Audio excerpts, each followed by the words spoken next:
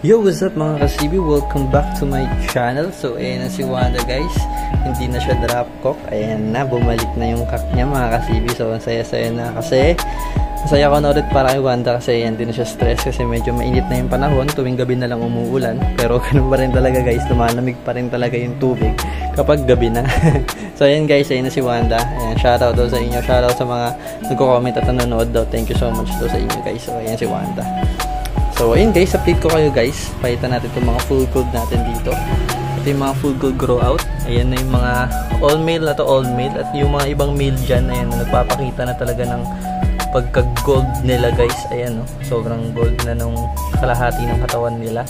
Yung mga full gold natin. At kakakain ng nila guys ng BBS. Ayan, nilapagod ko na sila dyan ng BBS. Konting-konti lang ako maglapag na BBS sa kanila guys. Ayan. Tapos dito naman guys, ito yung mga female. Female na yun dyan, yung mga malalaki, yung mga 5 malalaki na dyan. So, nakatabi na yan. Tapos, ito naman guys, yung mga maliliit. Yan yung sa first batch ng other female na ano, na i-cross ko yan. Yan, i-cross ko yun sa female na yan. So, dyan ko na sila nilagay para, yan, lumaki din agad. Ayan guys. Tapos, dito naman yung HB Blue. Sa HB Blue natin guys, ayan, malalaki na sila. Mas malalaki na ngayon. Ayan, mas kitang-kita na sila sa video. Gaya dati siya type maliliit pa. Hindi, joke lang guys. Ayan. So nakakatawa kasi lumalaki na sila na meron talagang nangyayari sa BBS na nagagastos natin para sa ating mga alagang gapi na fry at grow out. Pati yung mga fry dito guys, ayan, mas lumalaki na, mas may kulay na sila. Ayan. At tip ko lang guys, kapag mag-aalaga talaga kayo ng full gold, mas okay talaga na dapat nasisinagan ng araw. Ayan. Kahit ganyan lang kalakas na araw, dapat nasisinagan sila ng ganyan guys. Kasi once na hindi sila nasisinagan ng araw guys, lumalaki sila, medyo pushaw yung pagka-gold nila. So pangit, hindi sila kulay gold. So dapat pa mag-aalaga kayo guys ng food gold, meron kayong tab na naka-ready na outdoor yung nasisinagan ng araw. At syempre hindi lang sa full gold yon, dapat ganoon din sa pea dirt, sa mga pea dirt. Pero sa pea dirt, medyo okay pa kasi talagang nag-white naman yung pea dirt, nag-years. Pero sa gold, medyo maselan talaga kasi nagiging pushaw sila once na hindi sila nasisinagan ng araw. So, dapat nasisinagan ng araw guys, parang ganyan. Tapos, ito nga pala guys, ayan, sobrang daming fry, diba nakita nyo? Yan yung fry nung, ano natin, isa nating RDSS. So, nabilang ko yan, nasa 40 yan mahigit. Ayan, grabe. Ang dami yan, 40 pieces yan dyan guys. Ayan. Tapos niligay ko yun sa mga lumot-lumot. Ayan ko sila dyan lumaki guys. Nakakatuwa kasi ayan, kailan lang nilabas yan pero gaya na yung size nila. So nakakatuwa. Napaglapag lang ng konting BBS. Ayan, lumalaki naman guys. Diba? Nang cute-cute nila guys. Tapos ito naman yung mga ano natin guys. HB Blue na may kasamang pea dirt ulit na isa. Ayan. Diyan ko sinama yung pea dirt na yan kasi yan yung kasize niya. So hindi yan yung pea dirt na nag-i-ears up. Pakita ko mamaya guys yung pea dirt na dalawa dyan, yung magkapatid. Ayan, so sa side view, ayan yung ano natin, HB Blue. Ayan, may mga female na ako nakikita dyan. Pero mga siguro 3 weeks pa para ibukod sila. Ayan guys. Nakakatuwa kasi ang laki na ng anak ni Batman. Ayan. Ito yung first batch guys. So dito ako magse-select ng ating female soon. Ayan. So letter D talaga. Mga fry pa lang letter D na talaga yung mga tail nila. Walang pumalya. So letter D talaga lahat. So ayan, sobrang liligse. At mukhang bitin sila sa BBS. So lagyan ko pa ng konti maya-maya after netong vlog. So pasyal ko muna kayo mga ka-CB dito sa ating vlog update sa mga alagang gapi. Kasi ito rin guys, RDSS din to guys. Grabe, ang dami. Nakakatuwa mga ka-CB kasi ang dami nating RDSS. At ang dami nating fry. Talagang inulan tayo ng fry. Dito ka papuntahin sa medyo puti. Ayan, ang lalaki yung bibilis lumaki mga ka-CB. Nakakatuwa. Ayan. Diba?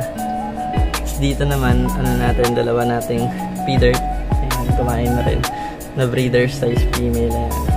So, medyo mailap yung isa. Yun yung ears. Ayan, guys. Ito yung isa yung mas malaki. Kasi ito guys, anak naman to guys ng RDSS na Batangas line natin. Ayan. Ayan. Lalaki na din. Ito yung katabi MSSBT. At mambadyos natin guys, yung MSSBT na magulang nito. So wala na siya. Ayan, nagpaalam na siya. So nakita ko kasi parang may parasite dun sa isang bato. Siguro nakain niya yung uod. So ayan, kaya winash tinanggal ko, dinrain ko talaga, inalis ko to, nilagyan ko ng Met Blue yan nakaraan, tapos dinrain ko na kasi baka mahawa tong kabila kung meron leak pa kabila, baka mahawa. So ayan mga kasiba, tinanggal ko na. So ito na lang yung MSS ko na i-ready ko soon kapag may lumaki dito. Pero ang maganda kasi guys, bago namatay yung MSSBT dito na female, nag-drop siya. So yun nga yung tanong ng isa natin viewers dati, kung pwede pa daw ba mag-drop kahit walang male. So ayun nga guys, nag-drop talaga siya kahit walang male. So meron si Milya dun sa chan niya na nag-i-stay dun at nagkaka-fry pa siya ng mga 1 batch to 2 batch ng fry, kagaya nito. Ito yung first batch, tapos nandito yung anak niya guys. Ayan o, mga 10 pieces to ata. Ayan, anak niya yan bago siya namatay. So yun nga siguro, ganun na nangyari, diba guys, pag may mga female talaga na after mga anak na mamatay. Tapos anyway nga pala, hindi to, wala na rin dito yung ano natin, yung breeder nating female. At ito yung male natin na feeder na ginagroom ko, ayan, na may ears na agad. Ayan, late pa niya, may ears na, wala pa siya isang buwan. Ayan, so may ears na siya agad. So tinatay ko i-groom, tignan natin kakalabasan kung ano kakalabasan na itong male na to. Tapos yung kapatid niya nandito dito, ayan, sa dulong to.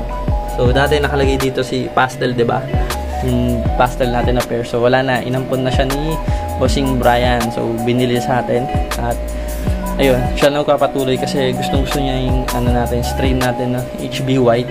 So namatay kasi yung female niya, so binigay ko na yung pair natin, yung pair, at nagpa-previous ako ng isang 1 male feeder, 1 male gold at 1 male pastel. So pina-previous ko na lang, and then si Goldie Boy din, wala na si Goldie Boy, so nakuha na din. Ayan, so natira na lang dito si Batman. Kukunin na rin yung bukas ni Bossing Carl. Ayan, i-chat down niya ako kapag papaship na or pipick upin niya dito. Ayan, si Batman kasi ang ganda ni Batman. Ayan, kung di na nasira talaga tail nito guys, grabe, blue ears, blue yung tail. Ayan, talagang bantay na bantay, ang ganda guys. Ayan, so naging yung tail niyan talaga niya naging Batman style dahil sa panggugulpin ng kanyang asawa. Ayan, pero ang ganda niya guys, diba? So ayan, paalam na rin tayo bukas kay Batman at doon na siya magpaparami. Kasi itong female niya, itong nambubuli na female na to, buntis na to eh. Buntis pa to, ayan. Hihintay ka nga lang dito ng mga ilan weeks, mga 3 weeks, 1 month, para mag-drop ulit. Ayan, mag-drop ulit yan guys. Ayan, yung HB Blue natin. Ang liit-liit nito dati nung nakuha ko, ngayon, ang laki na niya. Ayan.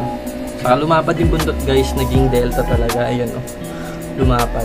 Ito maganda dito, nagbo-blue talaga siya. Ayan, nagbo-blue tail talaga to mga kasibi, itong female na to. Kasi itong RDSS naman natin na Batangas Lane, dito nag-iisang female. Ayan, medyo alanganin yung swim niya, parang may something. Pero inayaan ko na lang, hindi ko na lang ini-stress. Ayan, so inayaan ko na siya dito. Anyway, nag-water change din ako guys kahapon, kaya kung napapansin nyo, maganda yung quality ng tubig natin. At wala masyadong poop yung mga gapi natin. Ayan, ito, poop na ito, lumot lang. Ayan. So nagbigay ako ng BBS sa kanila guys, kapatak lang, as in konti lang.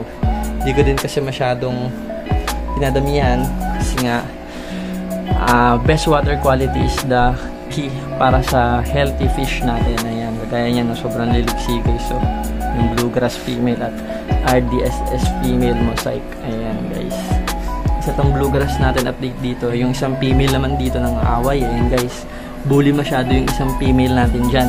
Binubuli niya yung isang female, yung mas maliit. Yung mas malaki na yun nabuli yun. Siguro ano na yan, nakakaramdam na yun ng fry sa kanyang tiyan.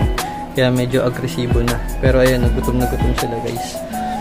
Ayan, tapos ang ganda ng tubig nila dito, sobrang linaw. At kumakain lang talaga sila ng lumot guys. So, ayan.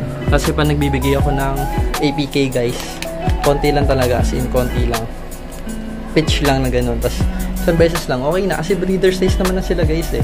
Wala naman na tayong kakahabulin sa size nila. Ayun, ang laki oh. Diba? Ito din, ang laki din na ito. Siguro dito mga 2 times, 3 times yung mga ganyan. Pero mahaba yung ano, yung pagitan ng oras. Huwag yung maglalagay kaagad kasi hindi pa yan natutunaw sa tiyan yan. Lagay kaagad, di yan maubos lahat. Tapos marami ka pang maglagay. Siyempre, mapupulit lang yung tubig natin guys. So, dapat malayo yung pagitan. At itong MSS na to, sana wag naman magkasakit to kasi pangkokros natin yung dito. Ayan. Ayun lang guys, yun lang yung update natin for today. At ayun, si Wanda. Ayun, gusto niya lagi siyang pasikat sa vlog. Ayun. Si Wanda Boy, the bad boy. Salbahe yan eh. Kuhain na yan, pero salbahe. So ayun guys, update ko na lang kayo ulit sa mga next na kaganapan dito sa atin sa CB Gabi Vlog. Ayan, update ko na lang kayo ulit. And thank you so much sa mga nanonood. And kita-kita na lang tayo ulit guys sa next upload ko. Ayan. So yun lang guys, shoutout sa inyo. Bye-bye.